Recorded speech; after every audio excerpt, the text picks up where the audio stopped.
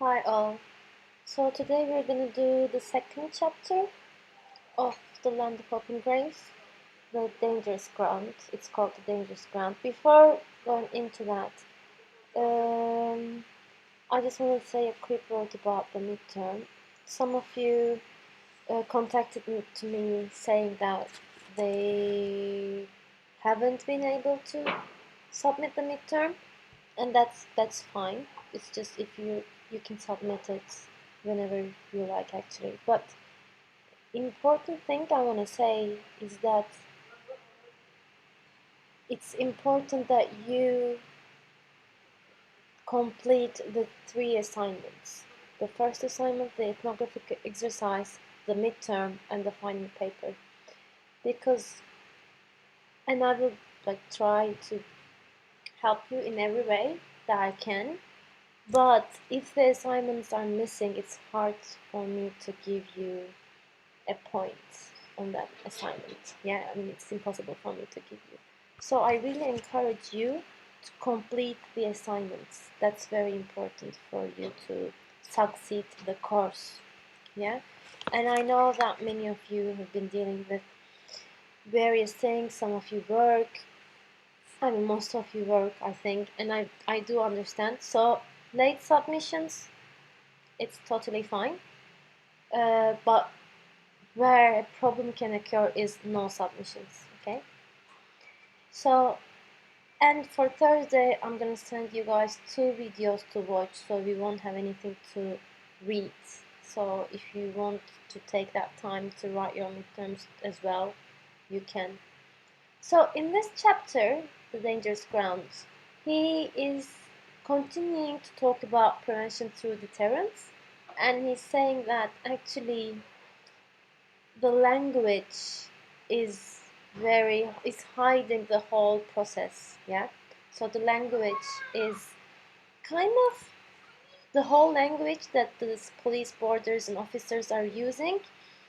It's making the deaths of immigrants as a natural outcome of the bad conditions, harsh conditions of the desert, instead of putting any link to federal policies. And he's saying the overall language that these officers are using as like aliens, the other Mexican, or tactical advantage, these are very technical but terms that other, like, this is a process of othering, the author De Leon is emphasizing. Yeah, so the whole policies and the language is kind of making us not see people in their humanity and people's suffering, but put a distance between US citizens or people like or ICE officers and immigrants' horrible experiences. Yeah, and he was saying, like, even if you call this prevention through death or prevention through suffering, which would more which would describe what's going on more accurately, even that language doesn't suffice to convey what's really going in the ground. And he's talking about a term that he's bringing up into the table. Yeah, he's saying, instead of giving the agency on the one side of the equation, on the desert or on the policies or on the humans who do the policies, I want to talk about their relationship and how they, in a sophisticated manner, relate with one another and causes immigrants suffering. Yeah, that's why he's reminding us there are many actors that conclude to this suffering in the desert, and these actors need to be analyzed through a perspective of relationality instead of emphasizing one point of the equation. Yeah, so he's giving us a term called hybrid collective.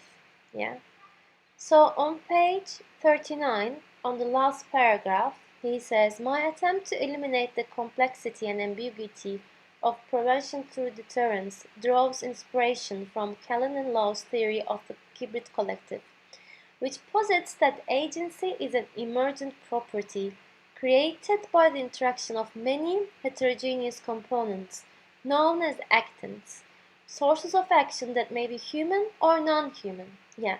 In simple and less French terms, people or objects don't act in isolation, but instead have complex relationships at different moments across time and space that sometimes create things or make things happen. It is these relationships that perform agency, not isolated humans or solitary objects. Agency cannot exist, be, or come to be in a vacuum, or as Jane Bennett puts it, an actant never really acts alone.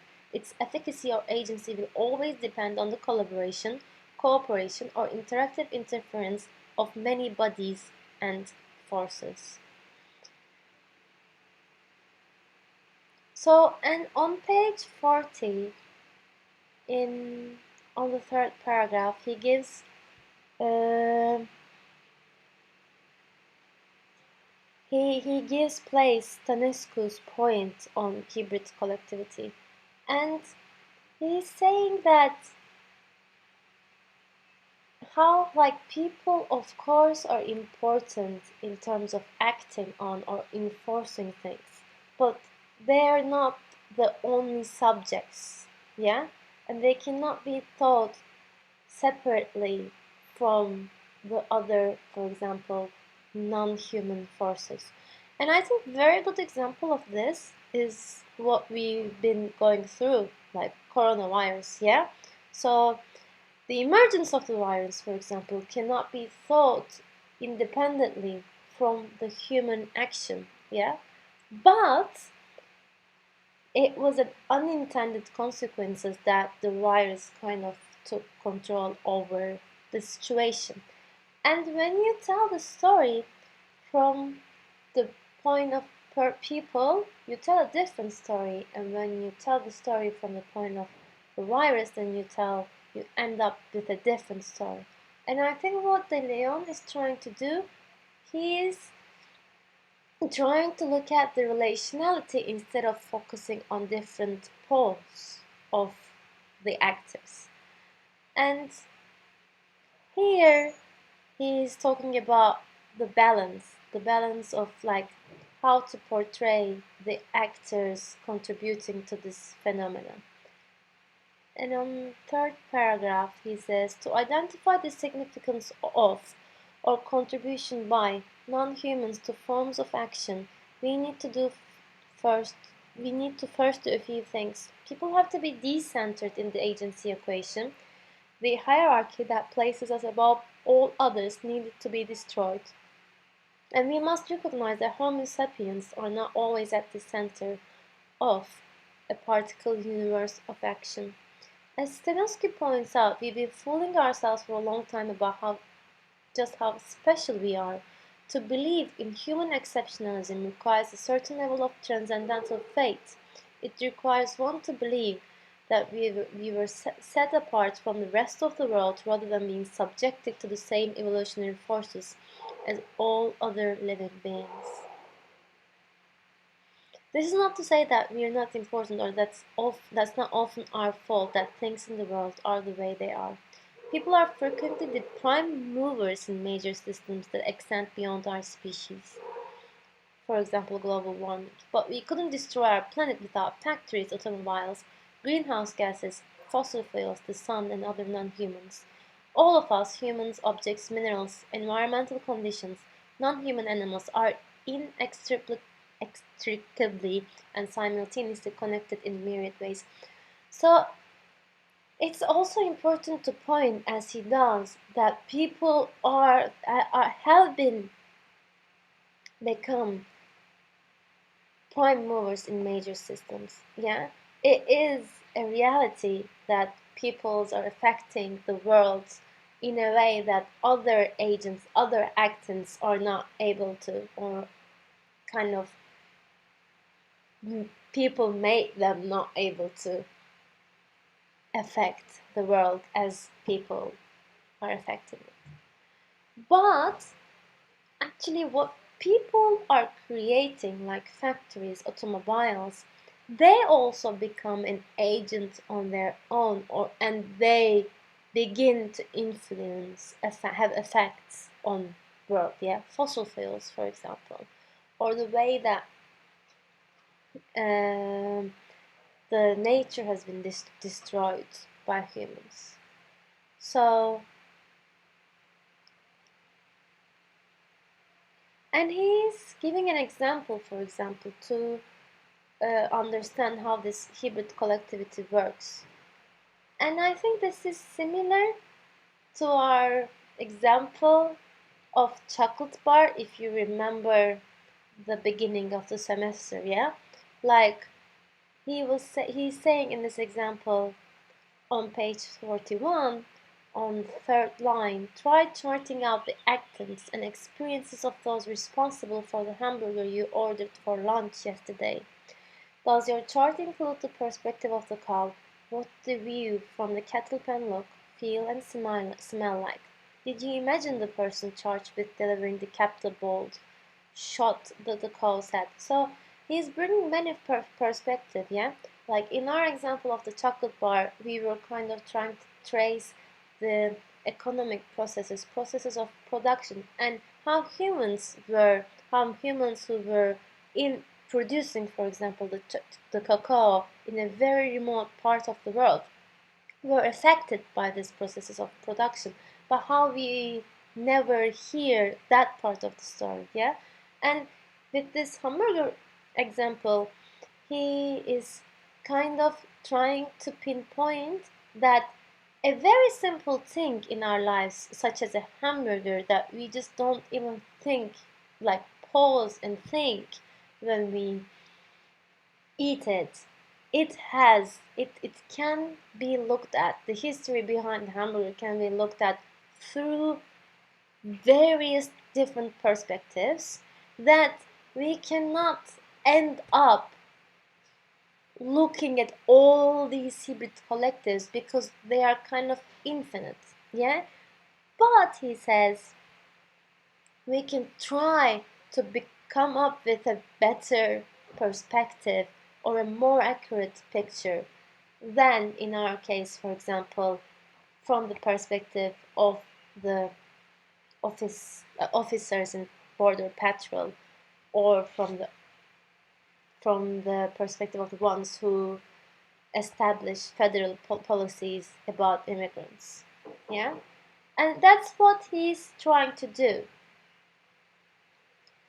And yeah, on page 43, he says he kind of refers to this impossibility, yeah, of taking into account everything going into the hybrid collective. On paragraph 3, he says, because of the scale, complexity, and randomness of the crossing milieu, it is impossible to account for or describe every single element or actant involved in this process. This is a difficulty characteristic of all hybrid collectives. They can never be fully eliminated, and it's impossible to identify all parts of the system from one spot. The best one can hope for is to create appropriately monstrous ways of representing, on those rare occasions when our paths happen to cross and we find for a moment that we need to interact with them. Yeah? So that's why, in an attempt to better constitute the events, he is giving us diaries of Lupe, Carlos, and one Javier. Yeah, one more person, Javier. So we see that what's happening on their trial to cross the desert, yeah, their conditions, where they sleep, how they sleep, and how like there is incertitude, and how there is a lack of trust to the people who are supposed to make them cross the desert, and how they also get robbed by people in the desert. So And he's saying that these people actually are fictitious characters. Yeah, this diary haven't been written by someone and given to De Leon. But De Leon is saying, I have constructed this diary through numerous interviews or numerous accounts that I heard from people. So even if this is not real in the sense that it hasn't written by someone like of these characters, Lupe, Carlos, Javier, it is real in the sense that this kind of shows and this kind of relays the experience, the real lived experience of immigrants. And this is an interesting, I think this links to an interesting discussion. And I want you to discuss this in the comments. Like, how do you think ethnography is different than literature? And where are the points maybe that they are similar and where are the points that they are different?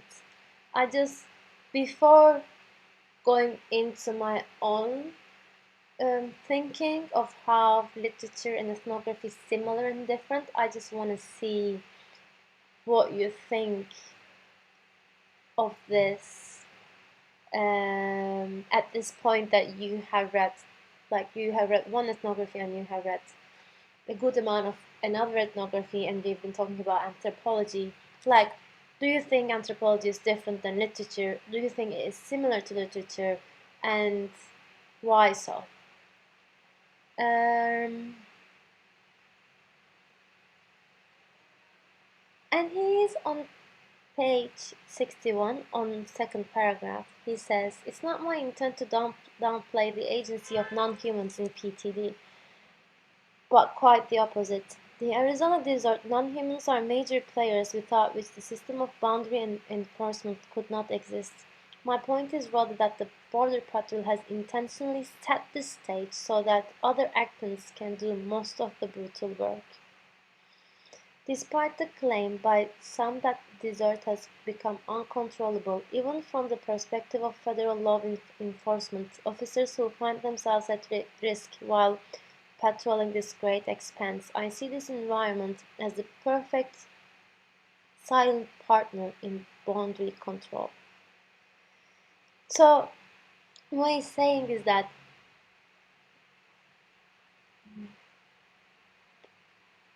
the way that I account for this hybrid collectivity, I don't want to just say that, oh, this is all done by the Border Patrol, because that can also deviate our attention from the suffering that the desert's condition cause to immigrants. Yeah, but he's saying that it is important to see how this nature is used as a partner to federal policies.